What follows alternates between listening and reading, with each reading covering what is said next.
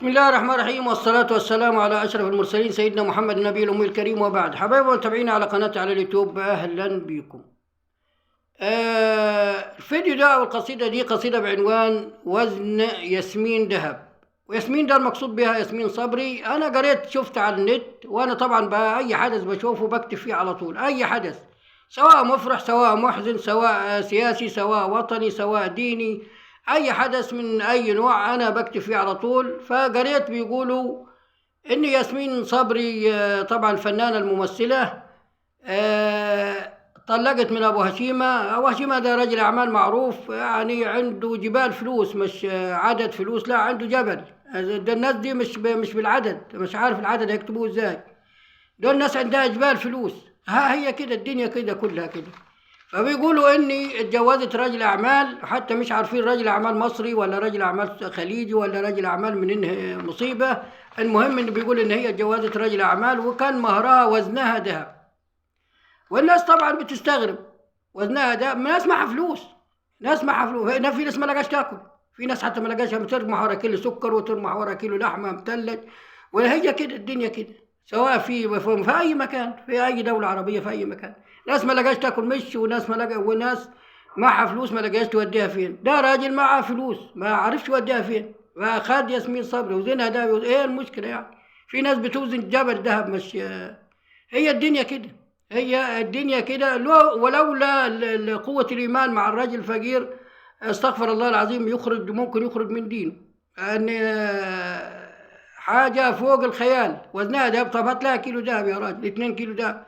لكن ده لا، حطها في الميزان كده، وربما يكون وزنها مثلا، لو افترضنا ان وزنها 70 كيلو مثلا، يعني ياسمين دي وزنها 70 كيلو، فهيجيب 70 كيلو دهب، يعني بحوالي مثلا 70 مليون. يعني 70 مليون يجوزوا مثلا 100,000 200,000 500,000 600,000 عروسة من الكسر دول اللي مهرهم 2000 جنيه 3000 جنيه، وحلة وطشت وصحن وحاجات زي كده. يجوزوا كام عروسة؟ يجوزوا حوالي مليون عروسة من عندنا في المعصرة هنا مثلا. يعني 70 مليون جنيه يجوزوا 2 3 4 مليون من العرايس اللي عندنا الكسر دول. ما هي حلتين وطشت وابريق نحاس وخلاص على كده، وكل سنة وانتم طيبين، و2000 3 ذهب وخلصنا 3 جرام ذهب. ولكن هي كده، ناس معها فلوس ضايعة فين؟ والدنيا كده شكلها كده.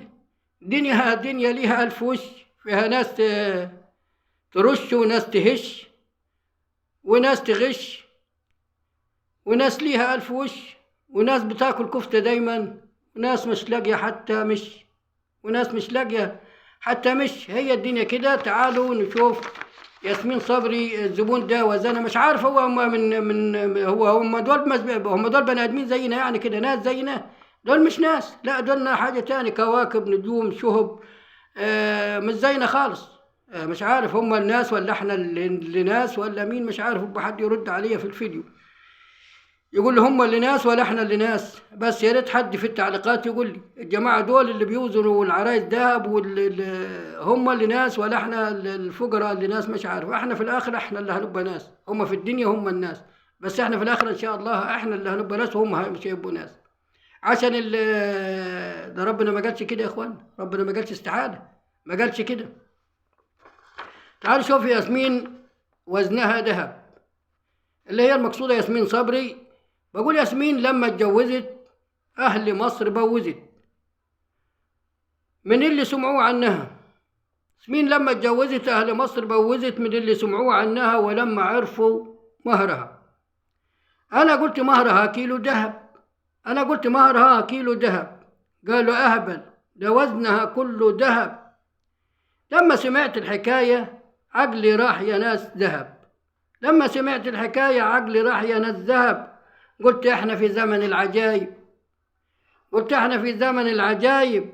وافتكرت لما روحنا العروسة على الركايب، وافتكرت يوم ما روحنا عروسة على الركايب. وكان مهرها 1000 جنيه، كان مهرها 1000 جنيه وخلخال من فضة وكلية، وكان مهرها 1000 جنيه وخلخال من فضة وكلية. والعروسة بنت ناس والعريس كان اسمه بيه، والعروسة بنت ناس والعريس كان اسمه بيه. ولما عقلي مني خف قلت هي بنت مين؟ لما عقلي مني خف قلت هي بنت مين؟ لو حتى بستان من ورود وياسمين، ده لو حتى بستان من ورود وياسمين. قالوا دي ياسمين صبري، قالوا دي ياسمين صبري. قلت ربنا يلهمني صبري. قالوا دي ما ياسمين صبري. قلت ربي يلهمني صبري. أنا مش هشوف عذاب في قبري، أنا مش هشوف عذاب جوا قبري. قالوا ده تسعيرة جبري، قالوا ده تسعيرة جبري. قالوا افهم أنت إنجليزي ولا عبري؟ قلت الكلام اللي حصل دفع عهدنا، قلت الكلام اللي حصل دفع عهدنا، والعروسة والعريس دول مننا، هم ناس زينا.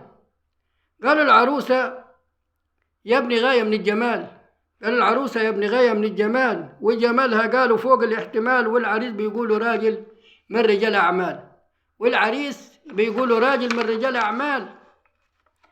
أنا قلت ده الكلام من الخيال، أنا قلت ده كلام من الخيال، والحكاية دي ناس فوق احتمال، والحكاية دي ناس فوق احتمال. وبعد ما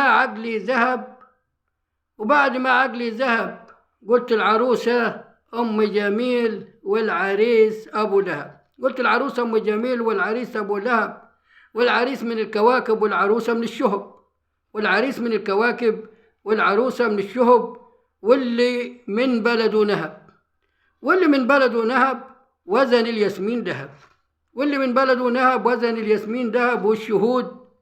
والشهود كان أبو جهل وأمية بن خلف، والشهود كان أبو جهل وأمية بن خلف.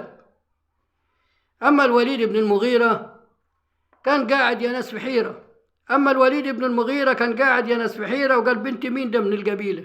قال بنت مين ده من القبيلة؟ ربما تطلع هبيلة. وقال يا ناس هي وزيرة، قال يا ناس هي وزيرة. ولو العريس كان أبوه لواء في جيش، حتى لو العريس كان أبوه لواء في جيش، ولا من أشراف قريش، ولا كان مهراجة هندي وكان فوق راس أبوه ريش، ولا كان مهراجة هندي وكان فوق راسه ريش.